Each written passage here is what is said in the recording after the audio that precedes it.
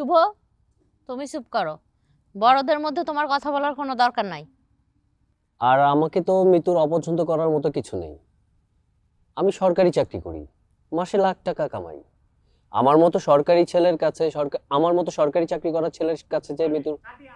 শুভ, এখানে মিতুর বিয়ার কথাবার্তা চলতেছে, তুই ভিতরে যা। যা বাবা, তুমি কিছু মনে করো না, বসো। এই বাবা, ঠান্ডা মাথা করে বসেন, তারপর আমরা দিনটা ঠিক করি। কিসের 3 তারিখ? আমার মতো একজন সরকারি চাকরিজীবী ছেলেকে আপনার মেয়ের কিসের বিয়ের 3 তারিখ? না, তুমি বিয়া ভাঙবা না। আমার অমতে কোনো বিয়া টিয়া ঠিক হয় নাই। আমার সম্মতিতে 107 বিয়া ঠিক হয়েছে। যদি তোমার ইচ্ছায় তোমার সম্মতিতেই বিয়া ঠিক হয়, তাহলে তুমি যে আমার এতদিন ভালোবাসছো, ভালোবাসা দিয়ে কথা দিছো যে তুমি সারাটা জীবন আমার সাথে থাকবা, আমার এই বিয়া করবা, তাইলে হঠাৎ করে তোমার তোমার সব চেঞ্জ হয়ে গেল কি করে? তুমি এখন আমারে ভালো না বাইসা কি জানো এরা পেঁচা গেলেছি দেই একটু দেখে লই। ভালোবাসা আপা, শুভ বাড়িতে চলে গেলে কি আর ফিরে আসবো না? মোটেও না। ও যাতে এই বাড়িতে আর ফিরে আইতে না পারে সেই ব্যবস্থাই তো করছি। আর ও আইতে চাইলেও আমরা আইতে দিব না। মা,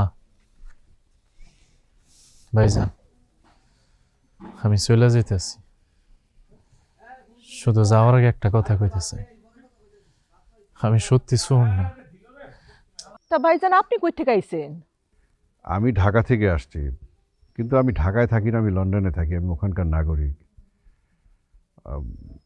শুভকে, তুমি কি শুভ?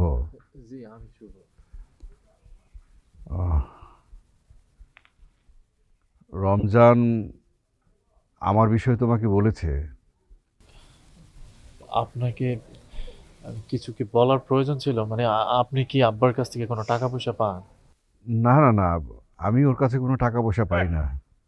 আসলাম, দাঁড়াও। তুমি কই যাইতেছো?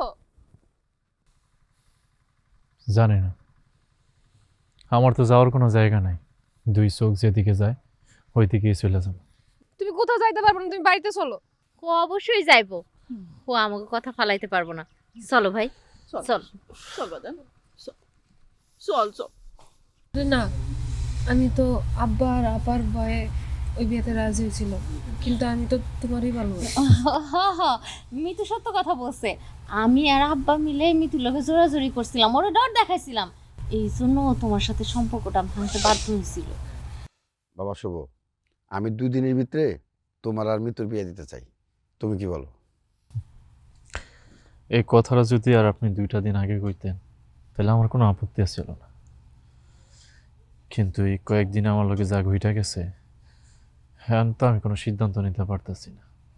এই সিদ্ধান্ত নিতে হইলে কম্বল লাগবে। কম্বল, আমি তোমারে বিয়ে করব না। তুমি আমার বিয়ে করবে না মানে? তোমার কারণে আমি বিয়ে ভাঙছি আর তুমি কইতেছো তুমি আমার বিয়ে করবে না? আমি তো তোমারে বলি নাই যে আমার জন্য তুমি তোমার বিয়ে ভাঙিয়ে দাও। শুভ, আমি তোমার অনেক ভালোবাসি, তুমি আমার ফলে যাও না। খাওয়া শেষ।